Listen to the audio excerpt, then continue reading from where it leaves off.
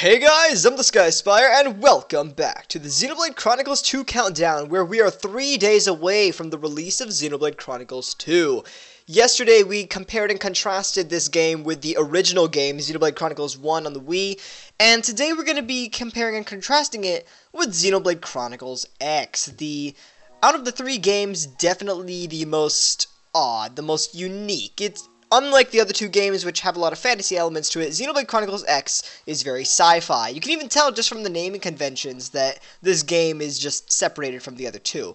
But we're going to be comparing and contrasting this game, although there's going to be a lot more of contrasting, because they really are 2 different styles, and there are quite a few reasons why the dev team decided to go back to the original style that Xenoblade Chronicles 1 did for Xenoblade Chronicles 2.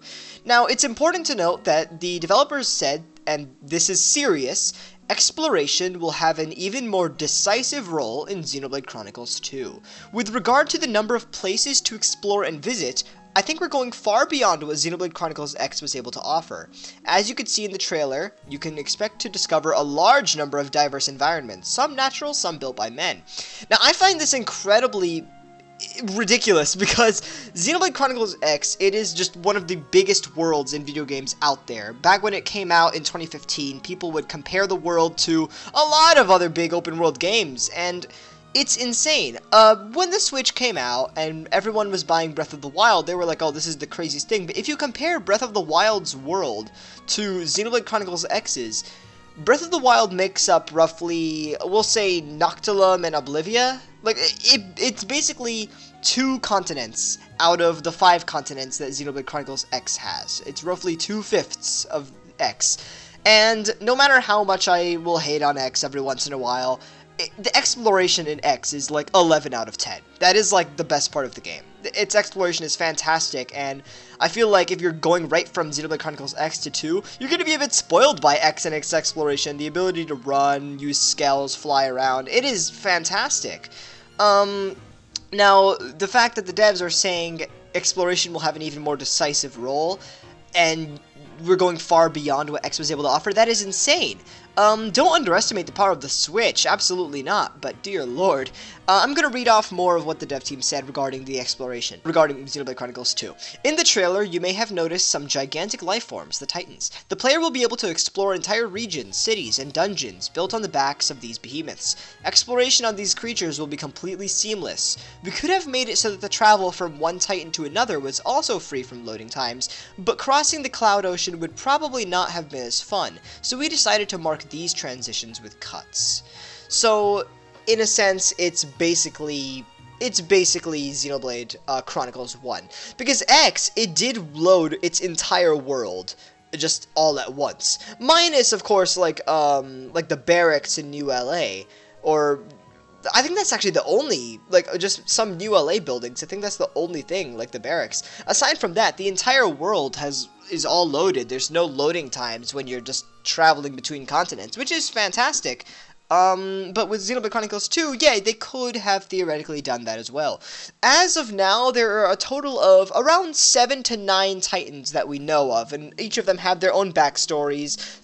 7 of them are all based off of the 7 Deadly Sins, which I think is interesting. Their names are all based on the 7 Deadly Sins, and in different languages. Slightly off topic, but going between them is going to have loading times, but it's fun to see that these guys are like really boasting about the fact that you can do all this stuff. And 2, considering we already put this game down, like, oh, no, this game is going to be so big, it's not even going to come out in 2017, and we were wrong.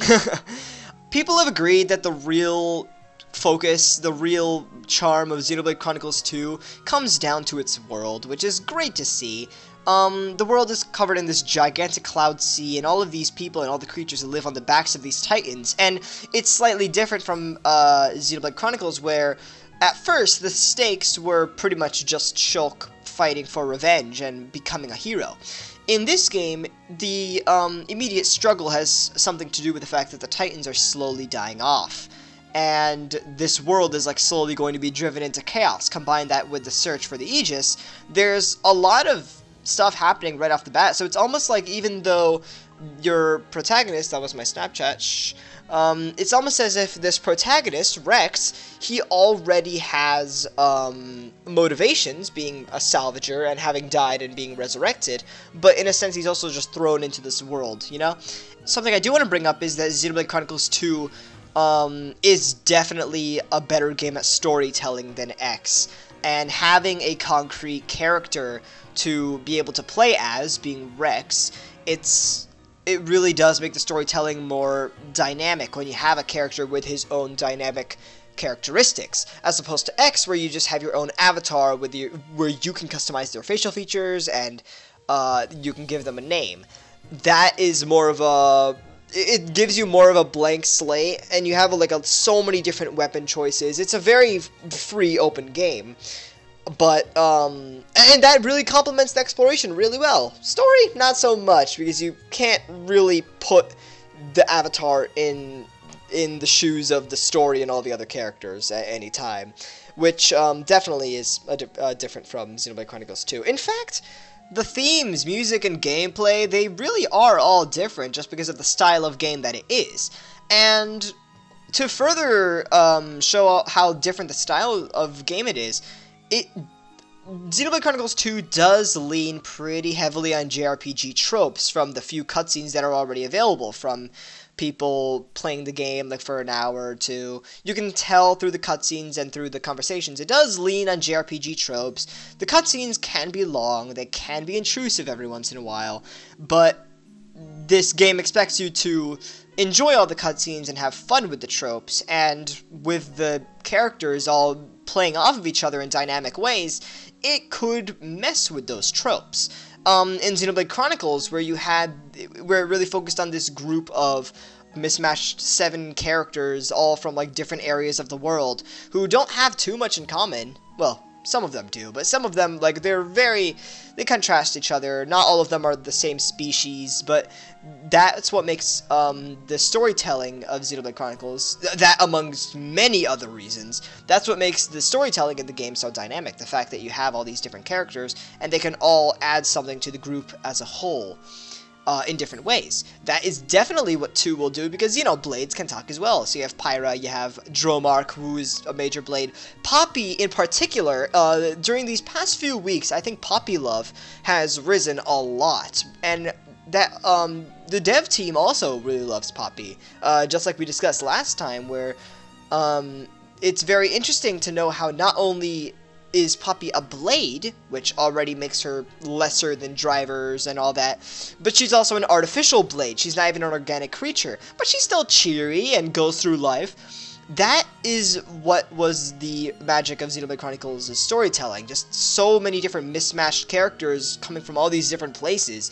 Nopon, Dromark a wolf, Pyra's a blade, Rex is a salvager who is pretty young. Well, apparently, according to the devs, he's older than he looks, but nah.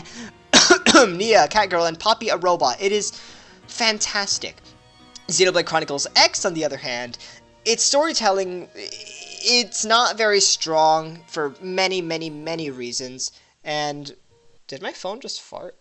In Xenoblade Chronicles X, you just had a bunch of humans, and it did tell its story differently because, it was more of, this game takes place in 2054 where Earth has been destroyed, and you go, and literally, it's called New Los Angeles, and you're playing as yourself. This isn't a fantasy world. It's not only sci-fi, it's also a world where they expect you to put yourself in the player's shoes, and, this is your adventure in a big new world. You are a part of Blade. You are doing this adventure yourself with Elma, Lane, Tatsu at your side. So that's what's really important in a JRPG, how it handles its story. And it's not because Xenoblade Chronicles X handles its story in a way that JRPGs don't that it's bad. There's a lot of other reasons. But yeah, something else I want to mention about that's a huge difference between X and 2. Here's the battle system from X. Okay, that's a lot to take in, just a little bit. 2, look at how much cleaner it is. And that is the one thing that I will say is...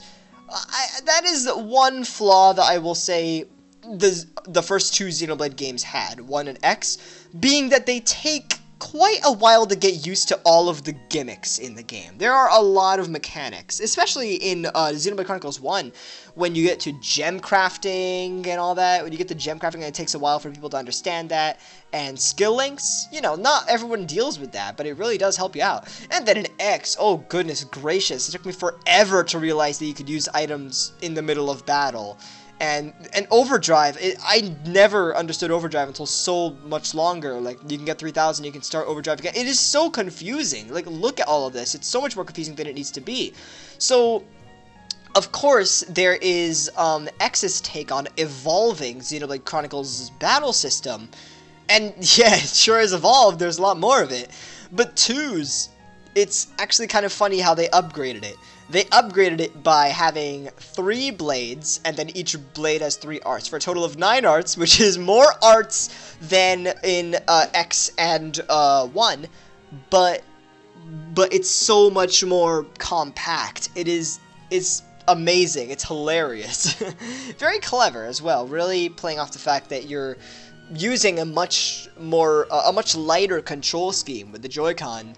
And when you're taking it on the go, and you're using the little tablet version of the Switch, if you're playing a battle system like Xenoblade Chronicles X with all this tiny text all over the screen, oh my god, God help your eyes. So definitely, it really does complement the Switch to a T. So yeah, that was my general thoughts on the similarities and differences between X and 2. It's definitely a completely different take on X, and an interesting way of evolving it by almost de-evolving it. It's interesting, but it is working really well. And why did the Game of the Year awards already have to happen? Because this game hasn't even come out yet? No, it's cool, it's cool. This is our little personal adventure, and we'll adventure it even if the Game of the Year awards will just ignore us. It's cool.